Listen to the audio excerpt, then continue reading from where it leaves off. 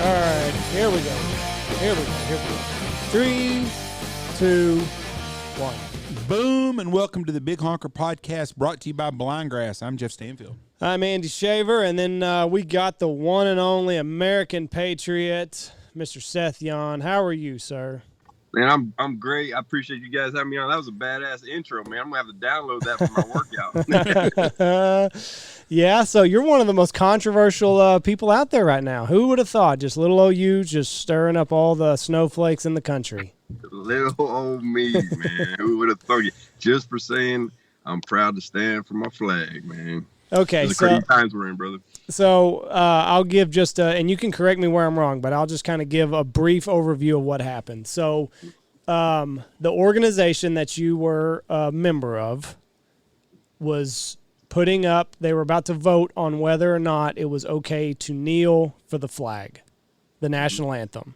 Yep. You made a speech and you said some controversial things according to them, and it got you canned. Basically. Yeah, I've had people come out to me in the past, friends of mine saying, hey, is there anything you can do for me? I've been canceled, I've been shadow banned, I've been censored, and I was always super sympathetic to it. I always tugged at my heartstrings. But once you experience it, once you experience the bleakness of being canceled, my level of empathy increased exponentially. So, but you're absolutely right. I was an elected member on the US Soccer Federation's Athletes Council, and they were having a vote on the 604-1 policy. I didn't have any inclination of even voting or talking about it. I was going to vote, but not talk about it. And the chairman calls me like 5-10 minutes prior to the AGM, which is one of the biggest soccer annual general meetings in the country. And he says, hey, I know where you stand on this. Just want to let you know I support you. I'm not going to say anything. And he's kind of encouraging me not to say anything either, because they're trying to get a 33% vote on the board of directors for US Soccer. So he didn't want me to rock the boat. And I said, hey, I totally respect that. You're not going to get any friction from me, but your vote's not going to be unanimous. And so once they opened up the forum, he piped up, and I'm like, talking on behalf of the council. And I was like, wait a sec, man. Like, he's not talking for me. Like I told you, like I've draped 9 of my buddies, caskets in that flag. Like I won't be able to sleep with myself if I don't say anything. So I didn't prepare anything. I do wish I would have reframed things a little bit differently. I was going off my emotive state for sure, because it is something I'm passionate about. The only thing that I would want to reiterate is that I in no way minimize the atrocities of slavery hundreds of years ago. My call was for these athletes, these privileged, pompous athletes with millions of followers, to refocus from the slavery hundreds of years ago and the ramifications of that to the actual slavery that's happening now. Tens of millions of people enslaved today. That was my job. That's what I did, was free slaves for the last year as a counter-human trafficker. And so it baffles me that this happened, but that's the story. One of the things that you said, and I read, and unless they misquoted you, was, and it's a very, very, it's to the point, and it's the honest to God truth. And nobody wants to hear the truth. Was the black guy being targeted by the police officer, yet 99% of all black people 95. killed, is it 95%, are killed by other black guys. But they don't ever want to mention that. And it's disproportionate, the rate of people. Right. More white people are killed by cops than black people are. Absolutely. Even ratio-wise, that's the case. And this is the thing. It's not racist to bring up facts and statistics. If you care about those communities, if you want to rectify them, if you want to help all of us come up together, then you have to identify issues, and then you go and tackle them together. It doesn't mean that these are bad people or these are bad people. These are the facts. And 95% of the black homicide rate in every major city across the country comes at the hands of another black man, with 3.7% being at the hands of law enforcement, 3.2% being a justified use of force. So you're protesting and burning down your cities over less than 0.5% of the deaths in your community, like that's just recklessly naive, and it's just reckless altogether. But who's the perpetrator for that? It's the media, and I am so resolute in that, man. Like they exploit the emotive state of their audience. They take isolated incidents, they exacerbate them, and they all for their own personal gain. And I just wish that my plea to people is like, look at who is saying these things. You got Don Lemon and Anderson Cooper and all these different news personalities who are telling you how to interpret the news. Like, I've been in 98 countries. I've lived in 9 of them. Like, what they don't even have these news personalities. They say, all right, this is what happened. Y'all go make a command decision accordingly. You know what I mean? Like, you don't have people telling you how to interpret the news, but that's what these sheep do. They don't implement any critical thinking. It's just like what happened in D.C. early this week. The 2 black girls tased a Armenian man. I believe he was Armenian, and I may be wrong on that, but he was something over. I think he's Syrian. Actually, it's Syrian. I think you're right. He's Syrian. Anyways, they tase him. They take his car. They run into a telephone pole. He's trying to get in the car, and it kills. He flip the car and roll over.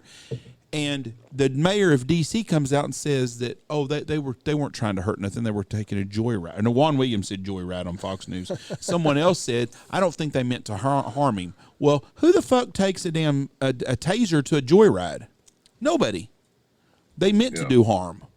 It's just the exploitation through identity politics. It's bled over into the media, and all it's done is cause division in our country. And I'm just sick of it. And I wish people would start looking at the totality of the information out there, taking all the data, all the statistics, and be like, wow, this shit doesn't quite add up, does it? Well, and another point in your speech was that there are more slaves today, and I think this was also misinterpreted, is that there are more people in slavery today than there was at the height of the slave trade days from Africa. And that's just cold, hard facts. I had to take a continuing ed course for a board that I'm on, and it even said that in the presentation. I think there's 15 million people that are in forced arranged marriages, and then I can't remember how many other millions are, Well, I got the stats on that. That is my job. That's what I'm passionate about. That's what I feel like I'm called to do. I finally found like I got my purpose in life is going and rescuing these people out of those just terrible situations.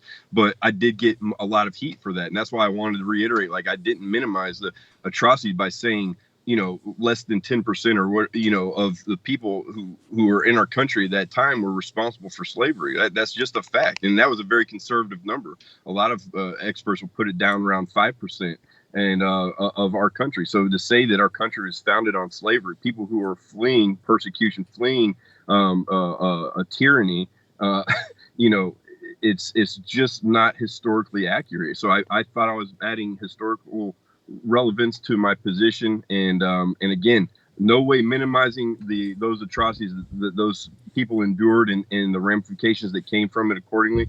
But we have nearly 40.3 million people enslaved today. 20.3 million people enslaved in Africa alone. I lived in Africa. You guys are familiar with that. I could have bought people when I lived there. I was working undercover. I was buying things off the black market in order to build those rapport, build those relationships with some of the most nefarious, evil personalities you can imagine. I could buy people between $300 and $800 per head based on their physicality, their age, and their general health. Like, Jesus. What the hell? Where are the journalists in that, man? Like, they're not putting in the real work. There's no real journalism nowadays. These are kids who have been indoctrinated into their belief system through the social programming in the higher educational institutions. And then they leave that. And these are, 25, 26, 27, 28-year-old journalists, quote unquote journalists, who are putting out their gray agitative propaganda with no evidence to substantiate it. And people need to look at that too. You can't even get someone on that side to even be open-minded and look at the facts. I mean, if you show me something that I believe in and it's wrong, and you show me facts, then I'm gonna be like, you're right. I'm intelligent enough to know that sometimes I'm wrong. I'm wrong on things. But one of the things that gets lost is that we had 500,000 white people fought and died to free the slaves, but they never talk about that ever. They act like that. Every white person in the world is guilty of owning a slave or coming from slave trades or whatever it is, and it's complete bullshit. And plus, our United States, back during the Civil War, we didn't have a full United States like we have now. It wasn't 50 states. No, You know, but that's actually a really brilliant point. It's one of the things I also brought up in my speech was, exactly what you said. There's every demographic in the history of time has been enslaved by another demographic. Whites have been enslaved. Blacks have been enslaved. Asians, Hispanics, Asians most recently in our country, Native Americans. But only one country fought to abolish that slavery, and 400,000 plus men died to abolish that slavery. And if you want to relegate it to white men, then 400,000 white men died to abolish that slavery underneath the very stars and stripes that they take a knee for. And every time they take a knee, they smear the sacrifice that those men took in order to free people. And it just doesn't equate to me. I was like, this is why, and I fight for their right. I would give my life for their First Amendment to take a knee. I'll say that right now. That's their right. But whenever I express any diversity of thought of why I don't kneel, I am canceled. And my entire life is flipped upside down. I lose all my jobs. I lost all my sponsors except for one. And that's not the country that I know. That's not the country that we fight for. And all it's done is cause more polarization, Well, and you said it right, too. You said the only people that are being persecuted in America right now is the conservative. And it doesn't matter what color the conservative is, black, white, or green, the conservative is the only person that is being targeted right now. Well, what I said was two corrections there. One, the only mass discrimination. There's always some isolated incident of discrimination. Correct. The only mass discrimination in our country is that of conservative voices. And then I said it doesn't matter if you're white, black, Hispanic, Asian, purple, gay, straight. And I got also called racist for saying purple. I don't know a purple person. I'm like, my God, man, what the hell is going on? Now, did you have any conversations with like teammates of yours before you guys would take the field and the kneeling? That's a great point. Yep. So I was one of the captains on the team. Everybody knew where I stood with that stuff. I've had these I've been part of the US Soccer Federation for 7 years. I've had the exact same conversation, used the exact same verbiage verbatim, and we had really good discourse behind scenes. But once that rabid mob came for them, the salivating, because a few of the players on the athletes council who are extreme leftists, they are radical leftists per definition. I would love to tell you some of the things they say within those closed doors.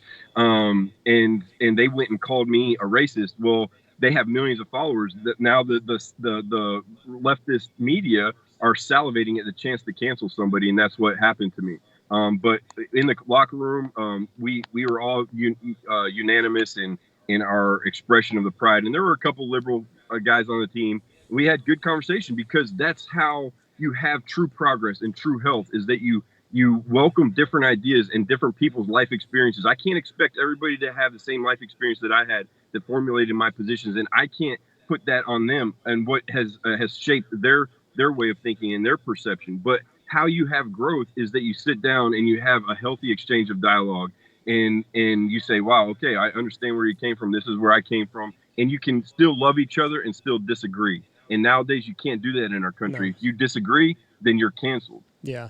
And that's just a sad state of affairs, because could you imagine if we'd always had that closed-mindedness that we have today? Fucking nothing would have ever gotten done. No. I mean, it's just, and like you said, the way we move forward is listening to both sides and figuring out the best form of action, but just canceling people because, and I tell you what, man, it's only going to get worse as days go on. It is. That's why all it did was kind of woke up a giant in me, man. Like, I've always been a bit more measured in my positions, but the line's been drawn in the sand, and now it's our responsibility. As far as them, they've started the war. Now it's our responsibility to be bolder in our convictions and bolder in our positions than we ever have been. And so that's I'm at a point where I have nothing to lose now. And after I've received, I'm not even exaggerating, between 8,000 and 9,000 messages of people saying, Seth, thank you so much for saying what you said. I wish that I could say that. If I do, I lose my job, I lose my position, I lose my promotion. I have a wife, I have a husband, I have kids, and and they're afraid to even express any type of opinion that differs from the narrative. I've had probably, shoot, I don't even know, 50 very well-known athletes also reach out to me, guys who I personally know, and say, man, I'm with you, bro. I just wish I could say publicly I'll lose everything. I'll get kicked out of my club. I'll lose, I'll get kicked off the team. I'll lose my sponsors. Like, what the hell kind of country is that where we have to worry about that sort of thing? I think Aubrey Huff. Are you familiar with Aubrey? Mm-hmm. Aubrey's Instagram, he was a big-time baseball player, made a lot of money, won a couple World Series rings, and he talks about that a lot. He says, trust me, baseball players are conservatives. They believe in standing. They believe this. But a lot of them are afraid to say something because of what you just said. Yep. Now, like Tom Brady could come out and say the same thing you did, and he's not going to get canceled because he means so much to them. But it's going to take somebody like that to do it, to break it over, because unless you've got just an exponential amount of fanfare, you're screwed. I don't know. I wish that was the case. I don't know, because look what happened to Drew Brees. Yeah. Drew Brees has that same type of following. He came out and said something that kind of was controversial to the narrative. And what did he do? He apologized for it, which is the exact, that was so weak. I lost so much respect for him for that. And, I had a good conversation with Joey Jones. He's one of the Fox News contributors. And I was on Fox News, I don't know, maybe a week or two ago, and he says, he's like, Seth, man, you already pissed off half the country. The only way you piss off the other half is if you apologize for it. I was like, you ain't got nothing to worry about there, brother. That's exactly right. But Breeze turned out to be a big puss on the deal, and it bit him in the ass. Yeah. He probably saw how many dollars he was going to lose and was like, well, you still should 100%, man. Stand up. 100%. But this is the thing. It has to be a mass movement. It has to be a coordinated effort. If it's just isolated guys like that coming out, they're going to be absolutely raped by the leftist media and the rabid mob that follows them. So, it's interesting. There's a book written by Leon Skosik. I just did a podcast yesterday. I mentioned this too. It's weird because it's only 2 times I've ever mentioned it. But he outlines, it's called The Naked Communist, and he's a former FBI agent. Is written in like the 50s or the late 40s, and he outlines the 45 points of how leftist and communism will take hold in the country. And the top 3 points is brilliant. The top 3 points. I mean, there's some things that weren't applicable with the nuclear proliferation concerns that were culturally relevant then, but the top 3 concerns are points were take over the media, take over the educational institution, and take over the entertainment, Hollywood and sports. That's we're playing those right now. You talked about I'll give you another example of how crappy it is. China and the NBA. The China's a horrible place when it comes to civil rights and everything. The NBA bends over backwards for the Black Lives Matter and all the other units, but they completely ignore China because they're getting paid by China, and they're fucking hypocrites. Yep. But the left wing media they never bring that up. Missy Rapinoe, is that her name? What's Megan Rapinoe? That's her. Yes, Megan Rapinoe. Well, I wasn't even close on that deal. I like your version better. She comes across as the most un-American, vile woman I know of. On her, she should be on The View. That's about the how much use I have for her. Well, Biden just put her in the White House, so that should tell you something. Yeah, she hates America. I don't know why she wants to live here. She hates it. My question is, the other day she was bitching about how much money women's soccer made. To me, it's common sense. They don't bring in any money, so why should they make more money? But they want them to get the same amount of money the men do, but they don't bring in any cash.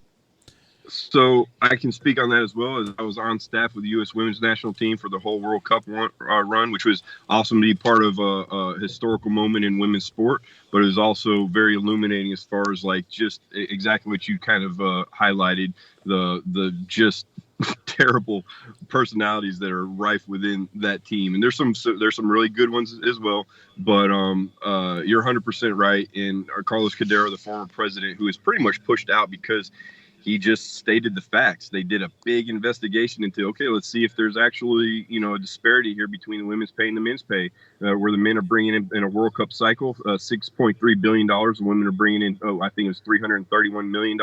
The women get 27% of that, where the men get 7% of that. The women are paid $100,000 a year to play in the NWSL, where the men get nothing to play in the MLS. The list goes down as far as like all the perks that they get being in the women's national team compared to the men's national team, and all four, and I got to be real careful with this, but it is what it is, all for being a woman, because the fact is you're not playing you're not playing the game at the same level as a man. These are women who can't beat 15-year-old boys, on the national level, and so you're demanding money for something that you're not, your output is not the comparable. Yeah.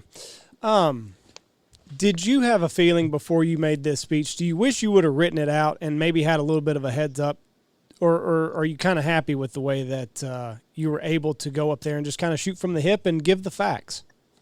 Man, I've thought about that a lot. Nothing I said I really would take back. I would have reframed things differently.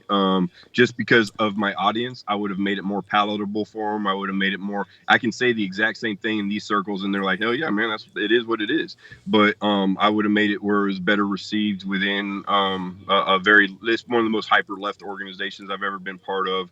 And I knew who my audience was, but I don't care, man. Like, right is right for me, and I don't really care what happens. Like, I definitely underestimated how it affected my life, though, and it did. It turned it upside down, man. It totally did. My mom was laying in a hospital bed, and she was having surgery, I think, 4 days from when that happened.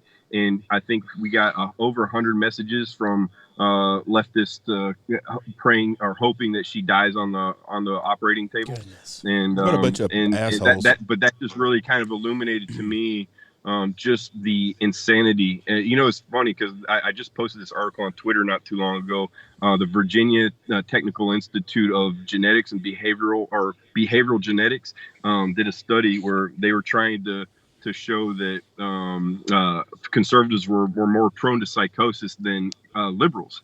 And once the data came out, it was the exact opposite, and they didn't want to publish it. And one of the researchers that was from Sweden said, "Well, this is not right. Like, if we're being true to having integrity in our research, then we have to publish it." And they did. And anyways, I say that because it was never more clear once I saw that come in of just the visceral reaction to me exercising diversity of thought and my First Amendment right of people wishing death threats on me. They're saying I was giving hate speech, but that's not hate speech. What the heck? Yeah. Not one of those people that sent you a message would say it to your face, though. Oh, I wish they would, man. We have a whole lot of fun there. but they're not gonna, because that's the way they roll. That's one of the right. That's one of the biggest problems, I think. I'm 53 years old, and when I was a kid growing up, there were grown men that would have fights sometimes. You'd see it in your neighborhood. Nobody got shot, nobody got stabbed, but you would go certain places and you would see people have confrontations. Well, people didn't run their mouth all the time because they was going to get their teeth knocked out. And if you knock someone's teeth out for being an asshole, you weren't going to go to jail or nothing. Well, nowadays, all these pansies on the left, and there's some on the right the same way, they talk a lot of shit because they're not worried about anybody doing anything to them. They're not worried about Seth coming to their fucking doorstep and saying, hey. No, but if 50 years ago, if someone would have said that, first of all, nobody would have done that 50 years ago because people aren't that way. But being the internet makes people tough because there's no, they can live in mama's basement and do that bullshit. You got the cybersecurity blanket, the protective net there. Yeah, all the time. Another thing I wanted to touch on you with, we talked about the girls' sports and the pay and stuff. The transgender bullshit. Why does the Me Too movement not stand up for these guys coming and running and stand up for the women that are getting knocked off podiums, First of all, the beauty pageant, I don't know how the hell a chick with a dick wins a fucking beauty pageant in the first place. There's no way to rationalize their justification on it. There just isn't. Like the thing for me, and one thing I want to reiterate, especially being critical of the women's position on equal pay and everything, is just quit comparing the two. Celebrate men's sport for what it is and celebrate women's sport for what it is. And when you do that, you're going to have a whole lot of enjoyment. Quit politicizing the sport, and that's what's happening. Like, people I said this in the speech as well. Last year should have been the highest ratings in all sports in all of history, because there was nothing to do. Yeah. People were craving some type of outlet. They were craving some type of way to decompress from the madness. And what did they do? They politicized sport, and they had the lowest ratings, the most abysmal ratings in all history, because they politicized sport. And for me, I refuse to watch any of it now. I don't care to watch a bunch of privileged athletes bounce around a bag of air, throw a bag of air, kick a bag of air. Like, I'd rather start celebrating actual individuals who are making a difference in our country. But with the transport thing, like, it's going to be the death of women's sport. Like, if that's what you want to do, then shoot, I'm going to go identify as a female. I'm going to go to the Olympics. I'm going to go box in the Olympics, and I'll get a ton of sponsors, go get my gold medal, however, tens of thousands of dollars for that. Like, what's going to prevent guys from doing that? Like, it's asinine. Well, and you've incentivized it all of a sudden too by celebrating these people. Well, you got Caitlyn Jenner. Well, she's obviously, guys are better at being a girl because Caitlyn Jenner fucking won Woman of the Year. If you want to, like my proposal would be, go ahead and have a third category for transgender sports. Yeah. Have men's sports, have women's sports, have transgender sports, and guess what? We can celebrate all three of them just however we want to. And they'll go broke. That's what our country's about. But quit bleeding them. There's no money in transgender. There's no money in women's sports, so they're damn sure ain't gonna be in transgender. A woman. Well, with this administration, I'm sure they tax the hell out of us to fund something like no that. Shit. But the woman did in Nevada won a fucking transgender won a beauty contest. They must have had some real fucking Bowsers fucking running against her, because there ain't a woman with the Adam's apple up there in size 15 feet. I got a funny story on that, man. So I used to live in Thailand, right? I was fighting professionally out there, and it was after I got blown up in working for the government, and I just needed to decompress. I moved to Thailand. I got away from everything. I lived in a small hut in Phuket, and I fight. I go train 2 times a day. Anyways, I was out with a buddy of mine in Patong, and which has a significant amount of ladyboy types. And we walk into a bar, and I'm not gonna lie, man, there was an absolute smoke show sitting at the bar, and I had every intention of probably going and having a little chit chat. And I go grab a drink, and I look over, and my buddy's already chatting her up. I'm like, oh, man, look at this fool. Man. Within, 10, 15 minutes, he's making out with her. I'm like, what the heck? And then I see him go upstairs. He comes back by himself another 10 minutes later, white as a ghost. As soon as I saw his face, I was like, yes. I was like, what happened, bro? Didn't say a word about it. I already knew. But you can't tell, man. You can't tell. What's funny is Jeff's brother, he... Oh, I can't believe you're saying this story, Andy. He should I not? I don't. You go right ahead if you want to. I would not. No. We'll just wait and see. He's traveling. He's traveling several hours to meet somebody that's questionable. We'll see when he gets back. But Jeff and I, man, different strokes for different folks, Jeff and I have our suspicions. But it is. They're ruining. Back to everything now. We got us off topic.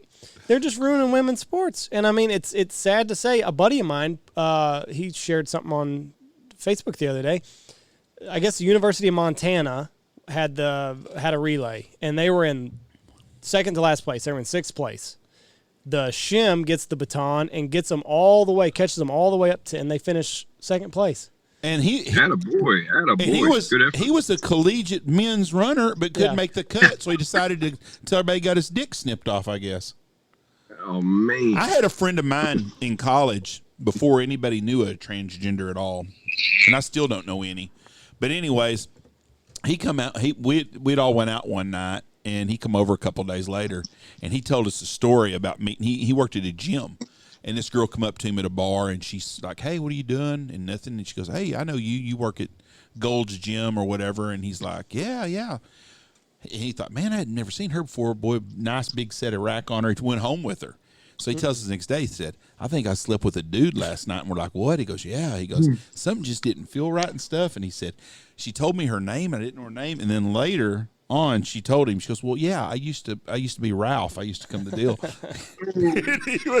He's like, and I swear you guys can't ever tell nobody. And I'll tell you, I've done a good job because he's hunted with us 2 times over 25 years. And I've never said nobody the story. That surgery's getting a whole lot better. Oh, scary, man. Do these people, I mean, the people that attacked you, do they know what you fucking do for a living? I mean, you're literally taking people out of slavery. So that was one thing. I had a conversation with 3 organizations that I work for that I support in the, counter child sex trafficking, counter human trafficking organizations. And all of them supported my positions. They supported what I said. But, there was so much visibility on me that they said, we can't risk the mission. We can't risk the children, man. And I would have made the same decision that they did. So I had another conversation with them. I was like, look, my name is being smeared. The only thing I've ever cared about, I don't care about money, I don't care about glory, I don't care about fame, I don't care about Instagram likes. I just care about my family's name and my faith and my, my conviction.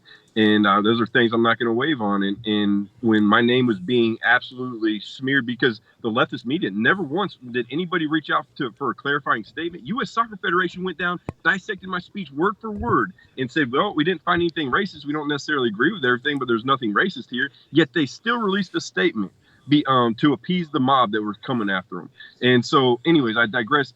Dang, what was I saying with the? Well, I mean, you literally you free African children. So I went and talked to him. I went and said I apologize. I went and I talked to some of the PMs of these projects and the organizations I work for. I said, look, man, I'm real close to just divulging what I do for a living, because it's such a big counter. It's like the central point of my counter argument is I'm being critiqued for saying something about slavery hundreds of years ago, which I didn't minimize. I just said a very small percentage of our country was responsible for. Can we refocus that to the tens of millions of people enslaved today? And I said, I free slaves for a living. I put my life on the line every month with no very minimal, if any, top cover at all to go into these countries. And if you want to, again, relegate it to people of color, then so be it, because that's what they are. There are no white people there. Just because of my love for humanity and because it's pure evil. I fought against Al Qaeda, I fought against Taliban, I fought against Hamas, I fought against Al Shabaab and Boko Haram, all over the world. I've been injured all over the world. I don't have any stories of heroism. All my stories are me getting my ass kicked all over the world. But these are people who've been indoctrinated into their belief system, right? And so I can understand that. That doesn't mean that it makes me any less resolute in my mission, but I can understand that this is all that they know. Whereas when I see men and women who prey on little children, innocence, pure innocence, well, that's just the election of pure evil. Mm-hmm. And there's no political that's a bipartisan issue. There's no political agenda there. And for me, that I finally feel like I found my sense of purpose. And these freaking privileged, pompous ball kickers, that's what they do for a living. They've done nothing substantial to contribute to humanity, have prevented me and prevented these children from being rescued by me by calling me a racist. All right, can you freaking wrap your head around that? No, I mean, it's crazy. What is it like whenever you kick down the door and there's the kid that you've been looking for? I mean, is that the most rewarding feeling in the world? I got two pieces on that, man. Yes, to just straight up answer your question, it is the most rewarding feeling that you can ever experience in your life. Two, I'm going to get emotionally talking about when you're doing the UC piece, the undercover piece, and you're sitting across from a guy who's telling you what he likes to do to little kids, Jesus. And then you have to tell him what you like to do to little kids, and all you can think about is pulling your blade out and running it through his trachea. That it's one of the most difficult things. And the other piece is on the SR piece, the special reconnaissance piece, when you're trying to get visibility on gain intelligence on, weapon systems, technical surveillance, weapons numbers, children, all that stuff. Right. And you see these kids there, and then when you go and conduct the raid and they're no longer there. And those are the faces that haunt you at night. Like I've been eat, sleep, and breathing warfare 17 years of my life, and I have it all in a pretty healthy place. But that's the stuff that I lose sleep over, man. Like I'm sitting with a belly full in a posh bed and all that, and I know this stuff is going on. How the hell can I justify being in there in that moment? Like I'll be doing this job the rest of my life in any capacity, even if it's by myself, because I know what's going on. And you, as a man, both you guys as men. If you knew that shit was going on down the street, what would you do? You'd go and handle business, right? Yeah. And the only difference is that I'm just getting on a plane to do it, because I know what's going on. I got two small kids now. I got a 6-year-old and a 2-year-old, and I mean, it's just to think about them being taken from me, their sole protector. It's tough to think about. And the things it's impossible not to personalize it, man. Yeah, I mean, no matter who you are, whether you got kids or not, like that shit hit home. That it's a dark fucking world out there, and we need people like you on the other side of it, bringing just a little bit of light. I think a lot of the problems is there's so many of these people that are under 30 that are such judgmental on everybody and want but they don't have any worldly experience. And I'm not saying all 30-year-olds don't, because there's a lot of 30-year-olds like you did. At 30, you had. But there's a lot of guys, ladies, both, that are under 30, 25 and under. They haven't done shit. Yeah. They went off to a freaking liberal college. There's a reason why people in the service-oriented career fields in the military and all things like that, who are 21, 22-year-old kids, or right out of college, went in the military, or even right out of high school, who come out of those communities, and they're generally conservative guys, and that's because they have seen it with their own eyes. They have life experience, real life experience, to show these failed policies that have attributed to factors where it allowed people to persecute other people, and it makes you appreciate the freedoms that we have in our country on a whole nother level. And I think that's one of the big differences there is you have these dual PhDs in the educational institution that have no life experience outside the classroom, who are telling me, because I've been in education, I've been in college, 8 different colleges over the last, I don't even know, 14 years. I'll always be in school because I always want to have a seat at that table as well. And I'm having these professors tell me what's actually going on in the Gaza Strip when I've just came off a deployment there, got hit by a freaking rocket there. Like, you know what I mean? Like, it's crazy, man. Our Hollywood is the same way. You've got guys like Robert De Niro. I don't know much about Robert De Niro, but he's been an actor since the 70s and 60s. Mm-hmm. He grew up as a Democrat, I guess, back when Democrats were completely different than they are now. But he's never changed where he's at. But he wants to preach to everybody. And he don't have any world life skills. His skills is that he's spoiled, he's rich, he buys whatever he wants.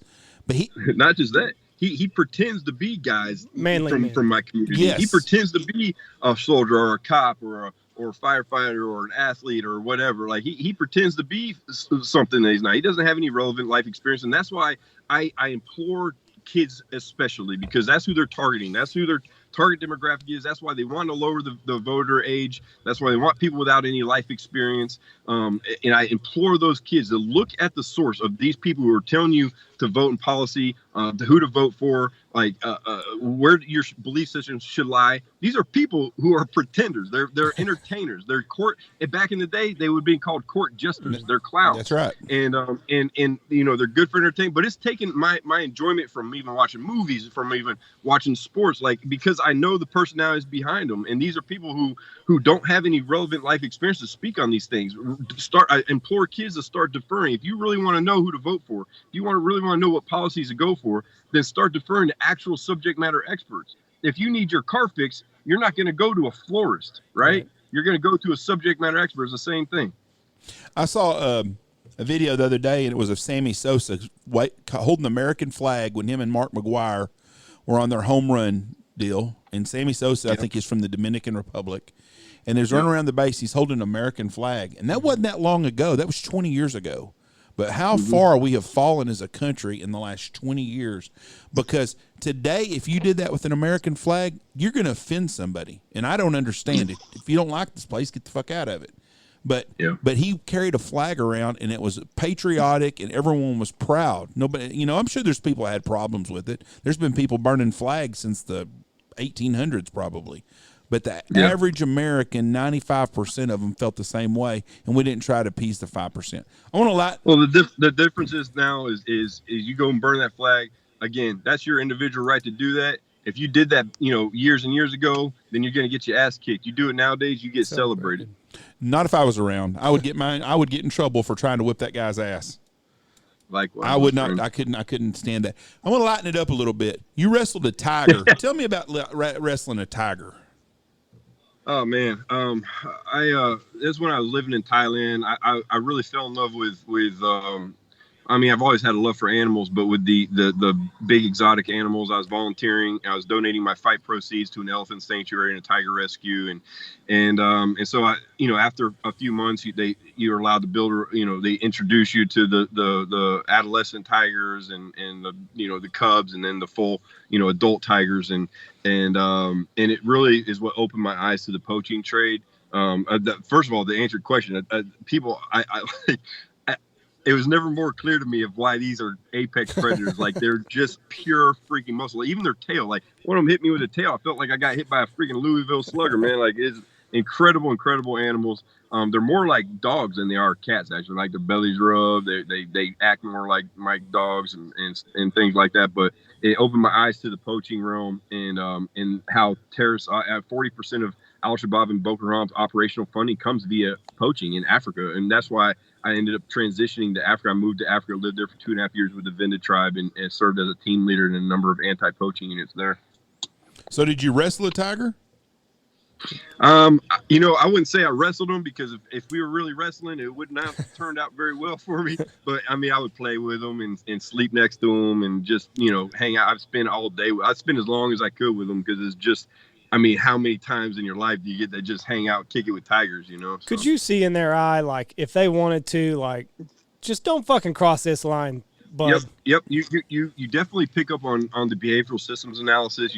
That's definitely a big part of your understanding. And there's times it's just like people. Like sometimes you're having a bad day, you don't want to be messed with, and you'll pick up on certain triggers and certain behaviors and certain physical, gestures that they'll do that kind of guide you on how to proceed accordingly. So and it's the same in the bush, same in Africa. Like a good example of that is elephants, man. Like elephants, they'll flap their ears, and you got to take in the environmental considerations. Is it hot? And maybe they're cooling themselves off, but if they'll flare their ears out, that's a big, like, you're too close. And one of the things I found interesting is they'll mock eat. They'll fake eat. They'll put their trunk in the trees, and then they'll put it in their mouth, but there's nothing there. They're just sitting there watching. Mm-hmm. And then they'll do a mock charge, where if their head is up and you stand your ground, they'll pull out of the charge. If their head is down, that's a bad day for you. You mentioned Boko Haram a minute ago. Yeah. How much money is Boko Haram? What country is that in? Where they're running? I mean, they're all throughout Africa. They're all throughout Africa. So. Someone's paying them off and helping them out. Which government is responsible for not doing nothing to them, I guess is what I'm asking. I mean, the level of corruption within, I'm not going to speak in generalities, but in a significant number of countries throughout Africa is just rampant, is the only word for it. Right? There's a conservative number of about 80% corruption rate there. That's crazy. And they're the ones that kidnap all the little girls, right? Boko Haram, yes. I mean, they're not the only ones, but they're the ones who got visibility during that one time. I think it was during the Obama administration, when I don't know, maybe it was 80 girls, but that shit happens every day, man. Like I said, there's 20.3 million people enslaved in Africa today, 40.3 million total in the whole world. 2.5 million are just children. Approximately 2.5 million are just children for sex trafficking. Wrap your head around that. These are 6-year-olds that are being pimped out sometimes 20 times a day. If that doesn't turn your stomach, I don't know what will, man. Who's buying all these? Because I'm sure the American dollar's pushing a bunch of this, but who's buying all these slaves? I've heard a number between 150 and 300 billion dollar industry a year. So it would shock you at the variant demographics. It's from the highest echelon of royalty, politicians, to the lowest freaking criminal element, man, all the way across the board. And it's the same. It's not just abductions. It's some of these kids. And I think the 2 ops ago, before I was canceled, it was one of the hardest ones for me, because they were kids who had been sold by their own families, essentially leased by their own families. They had seemingly normal lives. It was in South America, and these little girls and sometimes little boys would go to school, and then as soon as they get back from school, their families just send them up to the brothel till midnight every night, where they get pimped out all night. But they didn't know any other way. Yeah. These are little children, 5-6-year-old kids up to 14, 15, 16-year-olds, and they get pretty dresses, and they get fed well, and they get told nice things, and they feel like it's part of their family. And when we took them from that, they were cussing at us, they were yelling at us, they were,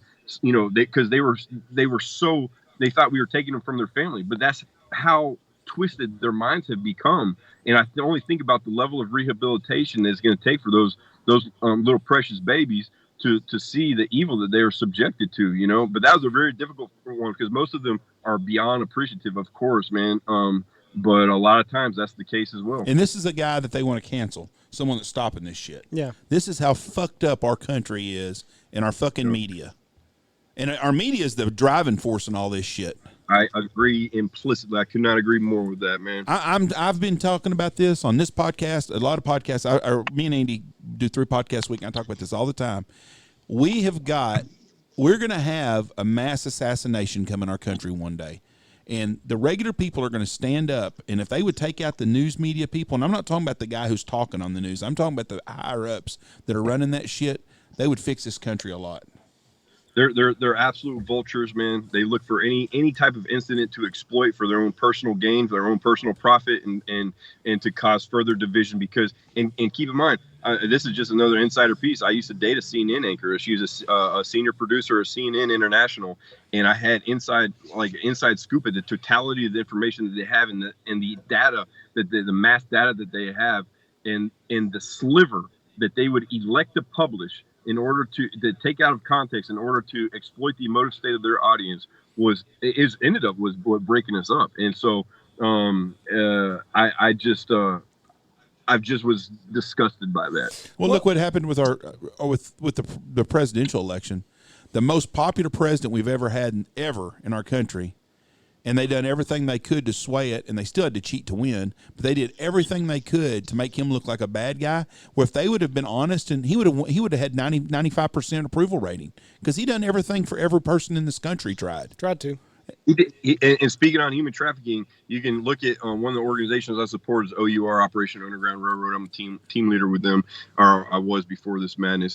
They'll bring me on eventually in some capacity. But anyways, Tim Ballard, there's plenty of YouTube videos of him talking about how President Trump has done more to combat slavery and human trafficking in our country and in the world than any other president combined. Yeah.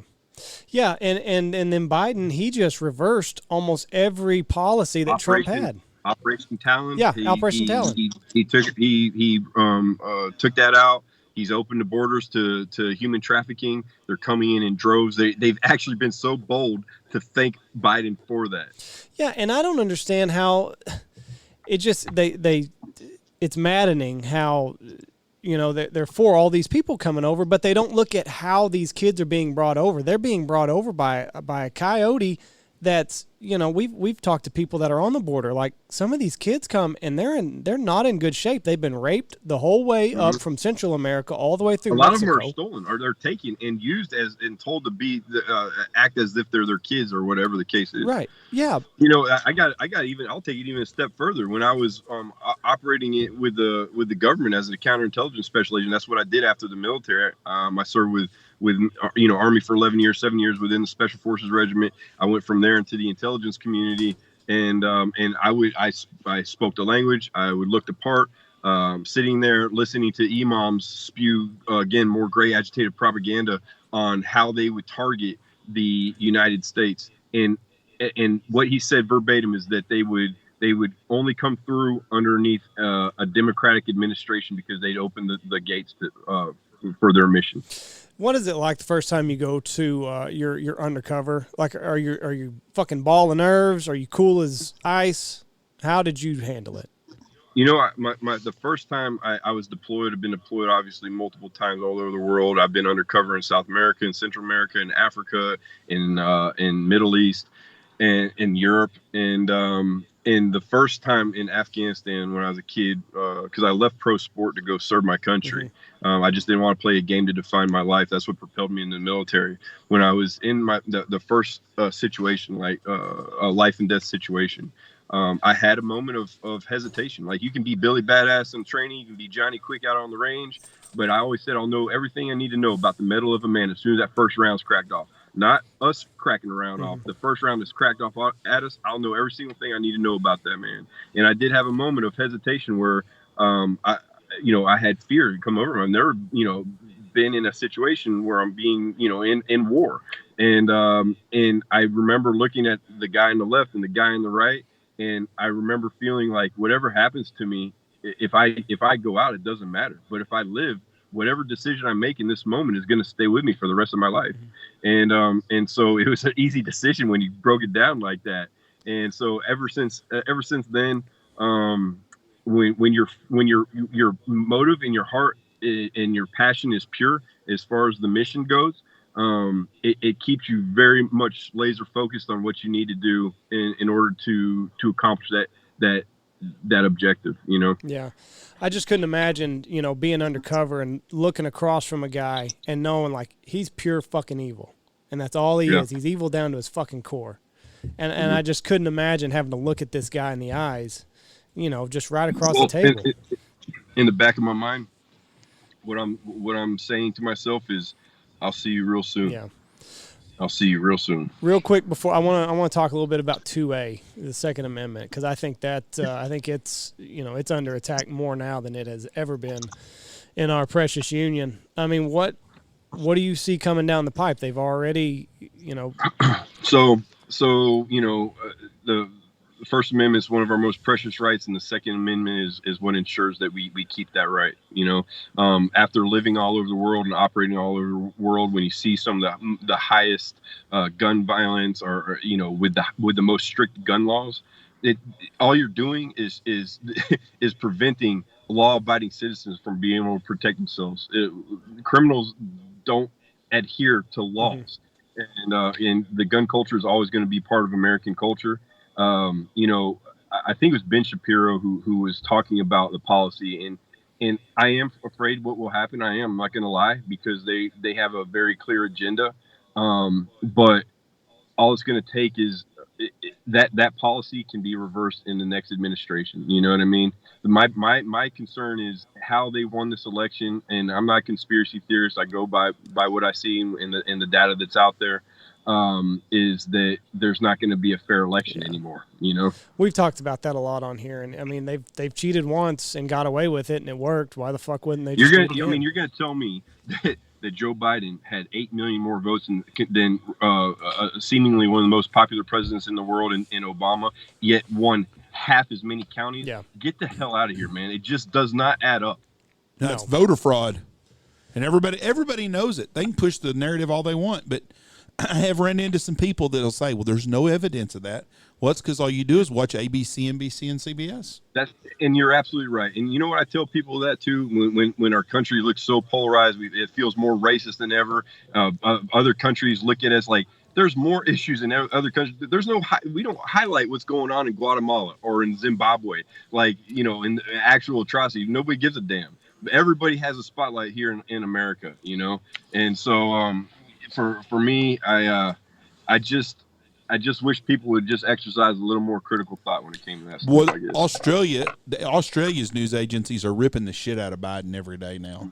Right. Oh, are they? Yeah, they call him unfit, and what a joke this is. One guy even said, he goes, it's hard to believe that's the guy that's the leader of the free world. I mean, that's the Australians, but they're telling the truth. George Soros ain't paying them off yet. When that worthless bastard takes a dirt nap, it's going to be a happy day for America. Yeah. I mean, it's crazy just to hear him speak. How protected he is by his administration and his staff.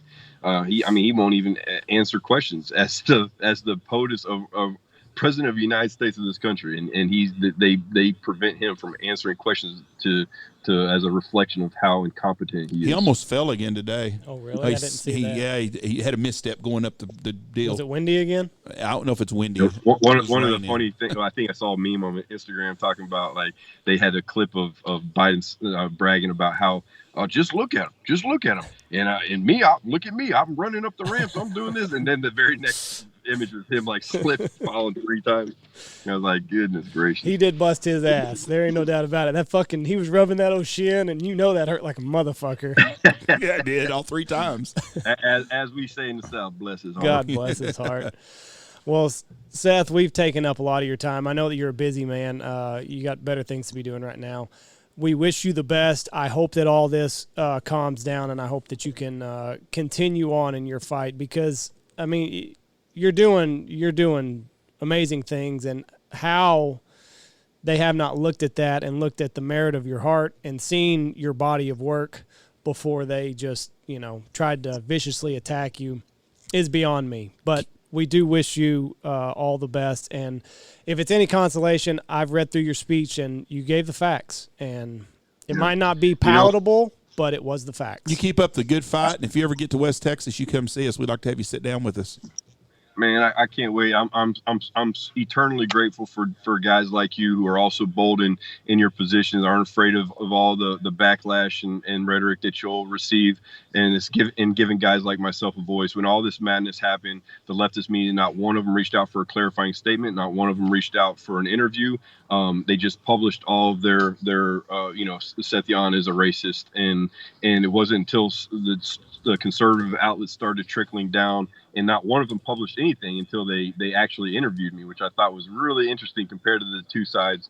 But it really made me appreciative of guys like you who are giving voices to people who are just craving somebody to give them real talk. So thank you all for what you do, and thank you for having me on. Absolutely. If there's anything we can ever do for you, don't hesitate to reach out, and stay safe wherever you are, and be well, my friend.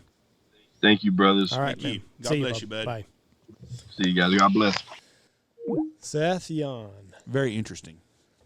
Fucking got railroaded. You can go look at his speech. It's all over the internet. I mean, it's not hard to find. So It's just facts.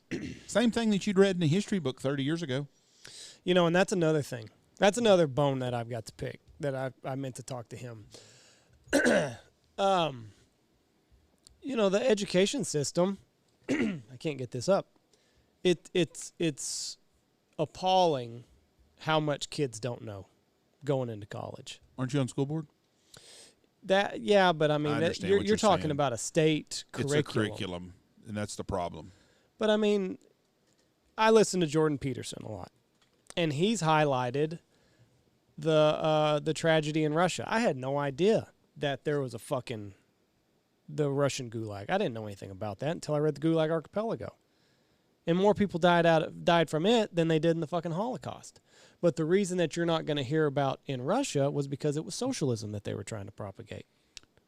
The communists and our Democrats, I know this is are on the same page. They Right. don't tell on each other. Right. They don't ever push anything except their own deal. Nobody ever steps out of line, because if they do, they get dealt with. When's the last time you have seen a Democrat politician step out of line? Never. They're good. God bless them. They don't have a Mitt Romney. They toe the line on every policy issue. Wonder why. You know, There's somebody over them.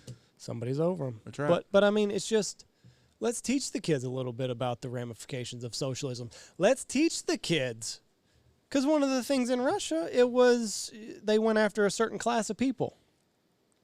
Well, you know, they went after the peasant farmers. The kulaks is what they called them.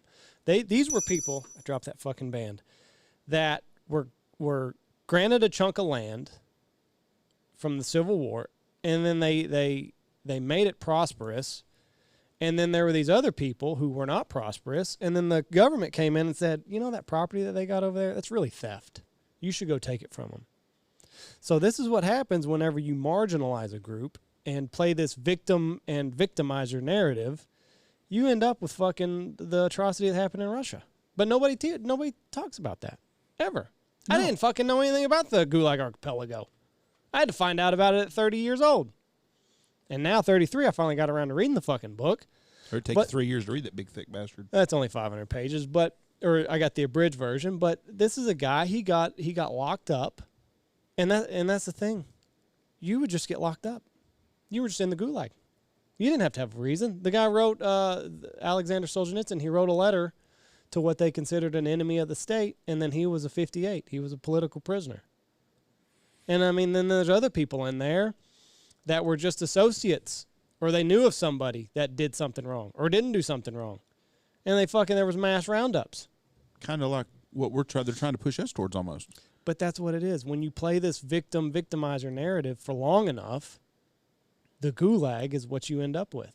But nobody talks about that. Nope. Nobody looks at the fucking history book. It's got all the answers that you need. Yep. So if you're listening to this and you want a nice history lesson, read the Gulag Archipelago. You done with your rant? Oh, I haven't even started. That was a Jeff. good one. The world famous Andy Shaver. Haven't even fucking started, Jeff. I appreciate everybody listening to y'all. Seth's a good guy. Lots of prayers for him. Does Yeah. a lot of good things. We need more men like him in the world. Everything that he does. He's freeing fucking children from sex trafficking. He's a stand-up guy. We need more and of going those. to the bowels of the fucking world to do it. But a bunch of It's not like he's going down the street in America. He's going to fucking dirt floors. And got canceled out by a bunch of liberal, lip-wristed little... So Almost said a bad word. don't say it. That's all I got. All right. Thank y'all for listening to y'all. God bless y'all. And have a great weekend. And go check out all of our sponsors. Check us out at Stanfield Hunting Outfitters. Check out Bangtail Whiskey, Goose Creek Retrievers, Gundog Outdoors, Pacific Calls, Dive Bomb Industries, Boss Shot Shells, Dirty Duck Coffee, Lucky Duck, Blind Grass, and the Looking Glass Duck Club.